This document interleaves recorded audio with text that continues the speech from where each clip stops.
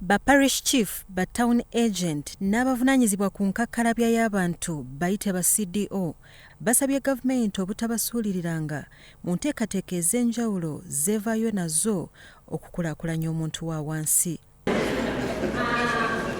Bano okuva mu disitulikiti y'e Wakiso basinzidde ku kitebe kya minisitule ya ICT e Nakawa gye batwaliddwa okubangulwa ku bibasoomooza nga baddukanya enteekateeka ya parish development model.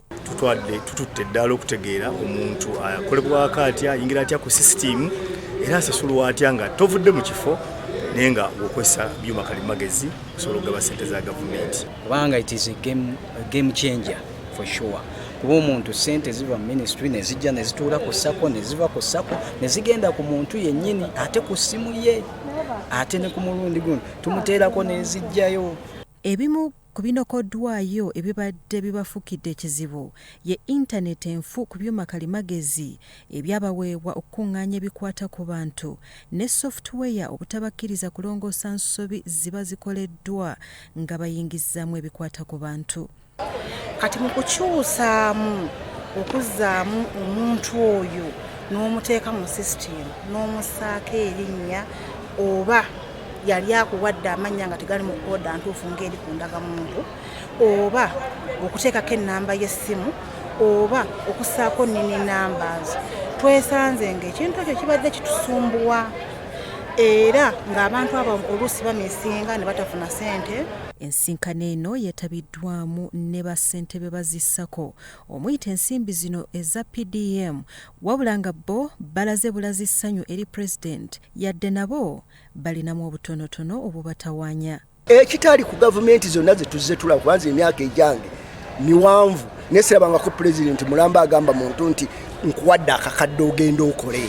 Ate ezo ssente zirimu ffe abantu ozikomya kuba ziyamba ffe community ziyamba ffe teziyamba muzeeyi.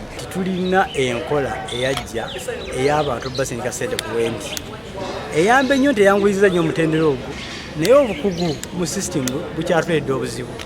Bakola upgrading kati wesanga chairperson kadi olina kubeera ku sisitimu kusoma busomi okulaba ng'omaki ekigenda mu maaso naye nga tufunye omusomo gwaleero tubanguse.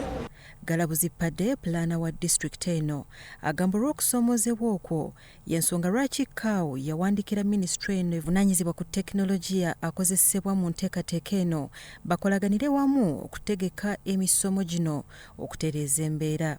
Mu Uganda ffe tusoose okusitula aba police chief ne ba town agent bonna buli akwata ku ssente ezigabibwa omuntu wa eza police development model ne ba chairperson ba SACCO bonna tubaleze ne ba CDO bonna ensonga zino balabe kizibu kyetwetise era bawaddeyo amawulire mangi agalemesa ssente z'abantu okuzifuna. Disitulikiti y'e Wakiso y'emu ku zisinze okukola obulungi mu nteekateeka eno era nga ku buwumbi 26 bwe baakafuna obuwumbi 21 zimaze okugabibwa mu bantu abasoba emitwalo 26.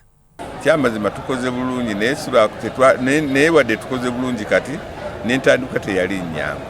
Entandikwa twasooka ne tukola bubi ne tuzuula obunafu bw'abantu baffe we buli ne tutula wamu ne mukama waffe chief administrative officer n'ab'emiruka n'abamu abagaba ssente buli muntu n'alaba obukola ki bwe buli. Byakayanja Amon, Salt TV, Omunyo.